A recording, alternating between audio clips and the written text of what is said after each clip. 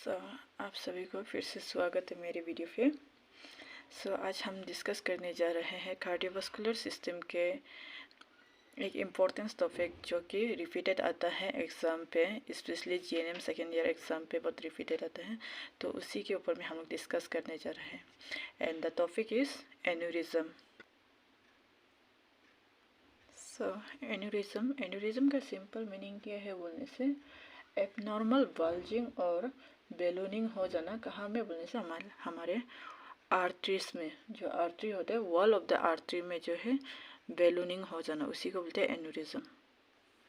जैसे कि अभी बताया है, एन्यूरिज्म क्या है बोलने से एबनॉर्मल बल्जिंग और बेलूनिंग होना। कहाँ पे बोलने से हमारे आर्टरीज के जो है वॉल पे। एंड ये एन्यूरिज्म कैसे ऑकर होता है बोलने से, ये जब हमारे ब्लड के जो प्रेशर्स होता है, जब हमारे आर्टरीज के वीकेंड आर्टरी से जब पास कर रहे बोलने से, तभी इसमें बल्जिंग ऑकर करा देता है। मोस्ट एन्यूरिज्म जो है ऑकर होता है हमारे एओर्टा। एओर्टा क्या है बोलने से, एओर्टा जो है हम लोग का हार्ट का एक पार्ट है जहाँ से हम लोग का ऑक्सीजनेटेड ब्लड्स जो है ट्रांसफ़र होते हैं। तो हेयर यू कैन सी, तो एओर्टा जो है ये है जहाँ से हम लोग का हार्ट का जो ऑक्सीजनेटेड ब्लड्स होता है जो हम लोग का ओवरऑल बॉडी में ट्रांसफ़र होता है थ्रू एओर्टा। तो एओर्टा में ही हम लोग का एन्यूरिज्म मोस्ट कॉमनली ऑकर्स होता है। एंड नॉट ओनली एओर्टा, वो जो है एन्यूरिज्म जो है other parts of the body में भी ऑकर्स हो सकता है, जैसे कि हम लोग का arteries in the brain, hearts, legs and intestine, ये सभी में भी ऑकर्स हो सकते हैं। एंड जब एन्यूरिज्म ऑकर्स होता है इन द ब्रेन में, तब ब्रेन में जो एन्यूरिज्म ऑकर हुआ है वो जो है अगर, तो वो एक इंसान को क्या कर सकते हैं, अगर ब्रेन में जो है एन्यूरिज्म ऑकर हुआ है वो अगर बर्स्ट हो जाता है बोलने से, तो इंसान को स्ट्रोक कोस कर सकता है। Now let's see types of aneurysm. Commonly aneurysm जो है 3 टाइप्स में होता है, that is aortic aneurysm and cerebral aneurysm and last is peripheral aneurysm. ना एओर्टिक एन्यूरिज्म क्या को बोलते हैं बोलने से, जो एन्यूरिज्म ऑकर होता है एओर्टा में। एंड एओर्टिक एन्यूरिज्म फिर फर्दर जाके ये 2 टाइप्स में डिवाइड होते हैं, that is thoracic aortic aneurysm and abdominal aortic aneurysm। thoracic aortic aneurysm क्या है बोलने से, जो एन्यूरिज्म जो हम लोग थोरैक्स से जाके जो हम लोग एओर्टा जो है थ्रू थोरैक्स से जाके जो जाता है, उसमें अगर एन्यूरिज्म कोस हुए बोलने से तब जाके thoracic aortic aneurysm बोलते हैं। एंड एब्डोमिनल aortic aneurysm तभी बोलते हैं जब हम लोग एब्डोमिनल का जो आर्टरीज होता है, तब उसमें जो है अगर एन्यूरिज्म ऑकर हुआ है बोलने से, तभी जाके एब्डोमिनल एओर्टिक एन्यूरिज्म बोला जाता है। नाउ सेरिब्रल एन्यूरिज्म क्या को बोलते हैं बोलने से, जो एन्यूरिज्म ऑकर्स होता है आर्टरीज ऑफ द ब्रेन का जो आर्टरीज में ऑकर होते हैं, तो उसी को बोलते हैं सेरिब्रल एन्यूरिज्म। एंड वंस जो है सेरिब्रल एन्यूरिज्म जो होता है वो रप्चर हुआ है बोलने से एक इंडिविजुअल में स्ट्रोक कोस कर सकते हैं, जो कि बहुत रिस्क होता है। And peripheral aneurysm most commonly जो एन्यूरिज्म ऑकर्स होता है अदर देन एओर्टा को छोड़ के जो other parts of the body में जो एन्यूरिज्म ऑकर्स होते हैं उसी को पेरिफेरल एन्यूरिज्म बोलते हैं। एंड इसका कॉमन लोकेशन ये मोस्ट कॉमनली कहाँ में हम लोग को दिखाई देता है बोलने से, पोप्लिटेल आर्टरी में दिखाई देता है। पोप्लिटेल आर्टरी जो है हम लोग का बिहाइंड दी नी के पीछे में रहते हैं। एंड फेमोरल आर्टरी हम लोग का ग्रोइन में पाया जाता है। एंड कैरोटिड आर्टरी जो कि हम लोग का नेक में पाया जाता है। Let's move into causes and risk factor. Causes and risk factor में ये देखेंगे कि किस चीज़ के कारण से हम लोग को एन्यूरिज्म एक इंडिविजुअल में कोज होता है, एंड क्या क्या ऐसा रिस्क फैक्टर है जो कि हम लोग को एन्यूरिज्म कोज करने का चांसेस ज़्यादा होता है। So let's see. First is congenital abnormality, that means by birth. अगर फाइडासी से एक बच्चा अगर एबनॉर्मल है बोलने से उसका बहुत से चीज़ में डिफेक्ट होता है, जिसका कारण से उसको एन्यूरिज्म कोस हो सकता है। Next atherosclerosis. एथेरोस्क्लेरोसिस का क्या मतलब है बोलने से, ये हार्डनिंग या नेरोइंग हो जाना हम लोग का आर्टरीज जो है। तो इससे कैसे करके इंसान में जो है एन्यूरिज्म कोस होता है बोलने से, जब हमारे आर्टरीज जो होते हैं, जो आर्टरी होते हैं, वो जो अगर नेरो हो गया बोलने से हम लोग का ब्लड प्रेशर जो है बहुत ज़्यादा इंक्रीज हो जाएगा, जिसका कारण से अगर वीकेंड है किसी भी पार्ट में, आर्टरीज के किसी भी पार्ट में वीकेंड है बोलने से वो जो है उसमें बल्जिंग फॉर्म कर सकते हैं। Next, inflammation of blood vessel. अगर हमारे ब्लड वेसल्स में जो है इन्फ्लेम हो गया बोलने से, क्योंकि जब इन्फ्लेम हो जाता है तो एरिया जो है थोड़ा वीक हो जाता है, तब जाके भी एक इंडिविजुअल को एन्यूरिज्म होने का बहुत ज़्यादा रिस्क होता है। नाउ नेक्स्ट, ट्रॉमा, इंजरी और इन्फेक्शन के कारण से भी हम लोग को एन्यूरिज्म कोस हो सकता है। जब हमारे वेसल्स, ब्लड वेसल्स पे, जो आर्टरीज पे, वहाँ पे ट्रॉमा हो गया या कहीं से इंजरी हो गया या कोई इन्फेक्शन वहाँ लग गया बोलने से, तब जाके जो है वो वीक हो जाएगा और डैमेज हो जाएगा, जिसका कारण से एन्यूरिज्म फॉर्म होने का बहुत ज़्यादा चांसेस होता है। Next, overweight and obesity. Obesity and overweight से भी हम लोग को रिस्क होता है एन्यूरिज्म होने का। वो कैसे बोलने से, जब ओबेसिटी हो जाता है तो हम लोग का जो वेसल्स होता है, ब्लड वेसल्स होते हैं, वहाँ पे बहुत ज़्यादा फ्लैग डिपॉजिट हो जाता है जो कि फैट्स होता है, तो वो जो है हमारे ब्लड के ट्रांसपोर्टेशन में डिस्टर्ब हो जाता है, वो नेरो करा देता है, हम लोग ब्लड वेसल्स को नेरो करा देता है, जिससे ये ब्लड के जो ही स्पीड जो होते हैं, प्रेशर जो होते हैं वो इंक्रीज हो जाते हैं, इसलिए वो भी ओबेसिटी एंड ओवरवेट भी रिस्क होते हैं। Next is family history. Family history, अगर किसी भी फैमिली में एओर्टिक एन्यूरिज्म या कोई हार्ट डिजीज होता है बोलने से, तभी रिस्क होता है एन्यूरिज्म कोस होने के लिए, बिकॉज फैमिली हिस्ट्री बोलने से थ्रू द जीन्स ट्रांसफ़र होते हैं ना चाइल्ड पे भी। So okay, let's move on to sign and symptom. Sign and symptom जैसे हम लोग क्लिनिकल मैनिफेस्टेशन भी बोलते हैं, तो साइन एंड सिम्टम हम बेस्ड ऑन टाइप्स पे देखेंगे। तो हमारे पास क्या क्या टाइप्स था, thoracic aortic aneurysm, abdominal aortic aneurysm, cerebral aortic aneurysm and peripheral aortic aneurysm है। So now thoracic aortic aneurysm होने पे हम लोग को क्या साइन एंड सिम्टम नजर आएगा बोलने से, नंबर वन, थोरेसिक बोलने से हम लोग चेस्ट एरिया पे होते हैं। सो नंबर वन तो शॉर्टनेस ऑफ ब्रेथ होगा, नेक्स्ट कफिंग होगा, एंड साथ ही साथ हॉर्सनेस होगा, हॉर्सनेस जो कि हम लोग का साउंड जो है, वॉइस जो है चेंज होगा। उसके साथ ही साथ chest pain, neck pain and shoulder pain भी होगा।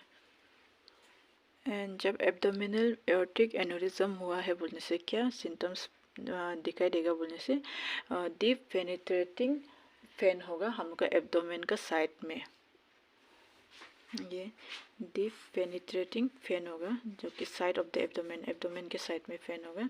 साथ ही साथ और क्या क्या होगा बोलने से, हम लोग को नोजिया वोमिटिंग होगा, नोजिया वोमिटिंग, एंड साथ ही साथ हम लोग को रैपिड हार्ट रेट होगा जब हम मूवमेंट कर रहे बोलने से, एंड शॉक होगा।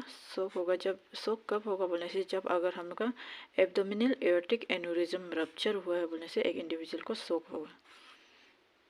Let's move on to cerebral aortic aneurysm. And जब सेरिब्रल एओर्टिक एन्यूरिज्म होने से एक इंडिविजुअल में क्या क्या साइन एंड सिम्टम दिखाई देगा बोलने से, एट्रोफी आईलिड्स होगा, हम लोग जो आईलिड्स होगा वो पूरा डाउन हो के बैठेगा, एंड साथ ही साथ डबल विजन दिखाई देगा, जो एक चीज़ को डबल दिखाई देगा, एंड हम लोग जो पुपिल्स होते हैं, आई के जो पुपिल्स होते हैं वो डायलेट होके बैठेगा। एंड अगर सेरिब्रल एन्यूरिज्म जो है, सेरिब्रल एन्यूरिज्म रप्चर हुआ है बोलने से क्या सिम्टम्स आएगा बोलने से, नंबर वन तो सीवियर हेडेक होगा, जो हम लोग का नॉर्मल हेडेक नहीं होगा, बहुत सीवियर वाला हेडेक होगा। साथ ही साथ में कॉन्शियसनेस लॉस हो जाएगा, एक इंडिविजुअल का जो कॉन्शियसनेस होता है वो लॉस हो जाएगा, एंड एक इंडिविजुअल को स्ट्रोक होने का बहुत ज़्यादा रिस्क होता है। Next, peripheral aortic aneurysm. एक पेरिफेरल एओर्टिक एन्यूरिज्म होने से एक इंडिविजुअल में क्या क्या साइन एंड सिम्टम आएगा बोलने से, पल्सेटिंग लंप होगा जो कि इजीली मतलब टच कर पाने वाला लंप होगा, जो कि कहाँ में होगा बोलने से हम लोग नेक और नेक और आर्म में मोस्ट कॉमनली पाया जाएगा।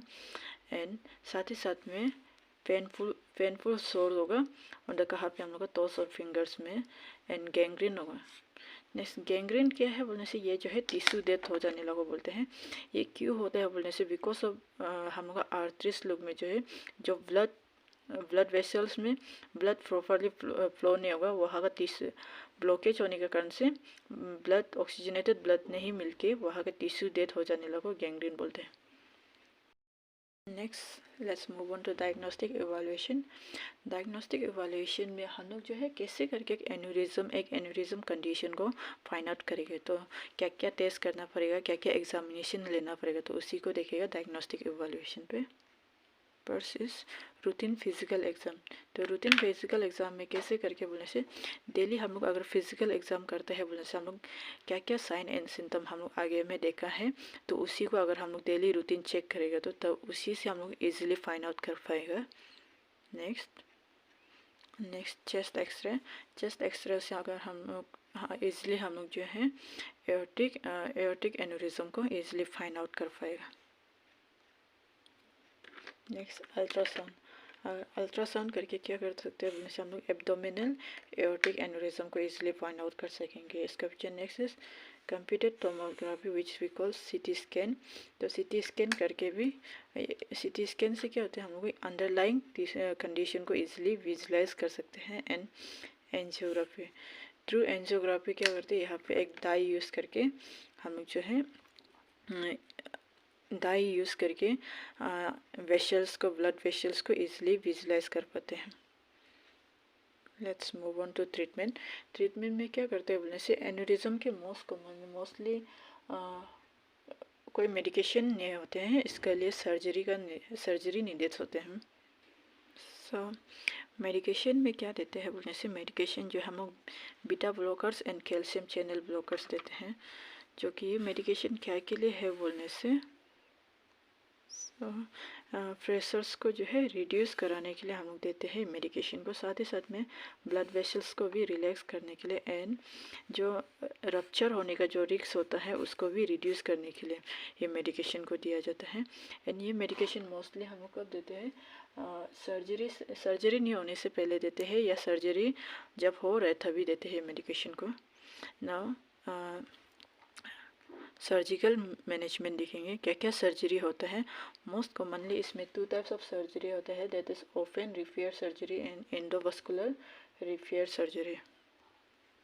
एंड ओपन रिपेयर सर्जरी, तो ओपन रिपेयर सर्जरी क्या है बोलने से, सबसे most common type of surgery है जो कि ज़्यादा कॉमनली रिफ़र किया जाता है। एंड ये सर्जरी करने के लिए इंडिविजुअल को, पेशेंट को क्या है, जनरल एनेस्थेसिया का ज़रूरी होता है, पूरा वर्ल्ड बॉडी को सेडेशन करने के लिए। इसके साथ ही साथ में इसमें क्या करना पड़ता है बोलने से, जब ये सर्जरी कर रहे होते हैं एक इंसिशन, मेजर इंसिशन करना पड़ता है। कहाँ पे बोलने से, हमको एब्डोमेन या चेस्ट पे एक मेजर इंसिशन करना पड़ेगा, होल करना पड़ता है। एंड एन्यूरिज्म को फिर रिमूव करेगा, एन्यूरिज्म को रिमूव करता है। और जो एन्यूरिज्म जिस पार्ट से हम लोग एन्यूरिज्म को रिमूव किए हैं, उस पार्ट में हम लोग आर्टिफिशियल ग्राफ्ट यूज़ करते हैं, आर्टिफिशियल ग्राफ्ट से रिप्लेस कर देते हैं। और ये आर्टिफिशियल ग्राफ्ट जो है क्या से बनता है बोलने से, कुछ टेफ्लॉन से बनता है या डेक्रोन से बनता है, ये एक मटेरियल से, तो वहाँ से बनता है। एंड ये सर्जरी जो कि open repair surgery, it's take 3 to 6 hours. ये सर्जरी कंप्लीट करने के लिए एक फिजिशियन को 3 to 6 आवर्स नीड्स होता है, साथ ही साथ में पेशेंट्स को हॉस्पिटलाइज होना पड़ता है 5 to 8 डेज़ के लिए। सो एन्यूरिज्म को रिमूव करने के बाद जो वहाँ रिप्लेस किया जाता है वो डेक्रोन्स या टेफ्लॉन्स होता है। तो ये एक आर्टिफिशियल ग्राफ्ट होते हैं, तो उसी से वहाँ में रिप्लेस किया जाता है। एंडोवास्कुलर रिपेयर जो कि सर्जरी का दूसरा टाइप है। तो इसमें क्या है बोलने से, यहाँ पे जो है ये जब एन्यूरिज्म होता है, ये सर्जरी में क्या करते हैं बोलने से, हम लोग जो है एन्यूरिज्म को जो है रिमूव नहीं करते बट वहाँ में एक ग्राफ्ट इंसर्ट करते हैं एओर्टा पे। तो ये कैसे करके, ये सर्जरी को कैसे करके किया जाता है बोलने से, थ्रू कैटेटर, हम लोग थ्रू कैटेटर यूज़ करके किया जाता है। और ये कैटेटर को हम लोग इंसर्ट करेगा इनटू द आर्टरीज में। और ये कहाँ से इंसर्ट करते हैं बोलने से, हम लोग का ग्रोइन से इंसर्ट करता है या हम लोग का आर्म से इंसर्ट करते हैं, वहाँ से इंसर्ट करके थ्रू हम लोग का एग्जिट पॉइंट पे कैथेटर को इंसर्ट कर लेने के बाद फिर हम लोग ग्राफ्ट को जो है वहाँ पे एक्सपांड कर देगा, जो एक्सपांड करके रख देगा, तब जाके वो जो है जो ब्लड फ्लो जो है वहाँ पे जो ब्लॉकेज हो रहा था बल्जिंग के कारण से, तो वो जो है स्मूथली फ्लो कर पाएगा। For example you can see है, तो यहाँ पे ये जो है कैथेटर है, थ्रू द ग्रोइन एरिया या हम लोग का आर्म से जो है ये कैथेटर को इंसर्ट किया जाता है हम लोग का जो जहाँ पे एन्यूरिज्म फॉर्म हुआ है वो पॉइंट पे। वहाँ इंसर्ट करने के बाद यहाँ पे जो है जो ये होता है ये स्टेंट को जो है एक्सपांड किया जाता है। एक्सपांड करने के बाद ये तब जाके यहाँ से जो ब्लड फ्लो होता है, जो यहाँ से हम लोग ब्लड फ्लो होता है वो इजीली फ्लो कर पाएगा। एंड यहाँ पे ये जो एन्यूरिज्म फॉर्म होके बेटा है इसको रिमूव नहीं किया जाता है। So I hope surgical management अब आप सब समझ गए होंगे। So nursing management should be done by yourself. So now prevention देखेंगे, प्रिवेंशन ऑफ एन्यूरिज्म। एन्यूरिज्म को हम लोग कैसे करके प्रिवेंट करेंगे। So as you all know, किसी भी डिजीज़ कंडीशन को मेनली प्रिवेंट करने के लिए हम लोग को सबसे पहले हेल्दी डाइट और हेल्दी लाइफस्टाइल मेंटेन करना पड़ता है। सो एन्यूरिज्म को भी सेम होगा, healthy lifestyle and healthy diet maintain करके हम लोग एन्यूरिज्म को प्रिवेंट कर सकते हैं। जैसे कि हो गया लो फैट्स डाइट, क्योंकि ओबेसिटी और फैटी चीज़ जो obesity and since obesity risk होते हैं, साथ ही साथ में लो कोलेस्ट्रॉल वाला फूड्स लेना है एंड रेगुलर एक्सरसाइज करना है and abstains from smoking. Smoking को हम लोग स्टॉप करना है, सिंस स्मोकिंग से भी हम लोग को बहुत सारा प्रॉब्लम्स होते हैं। And it is important that hypertension को हम लोग जो है केयरफुली कंट्रोल करना है। जो भी इंडिविजुअल्स जो है हाइपरटेंशन होते हैं उससे बहुत ज़्यादा रिस्क होता है एन्यूरिज्म फॉर्मेशन होने का।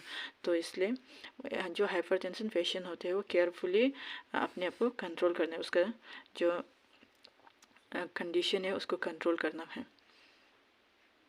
सो आई होप आज के टॉपिक आप सब समझ गए होंगे।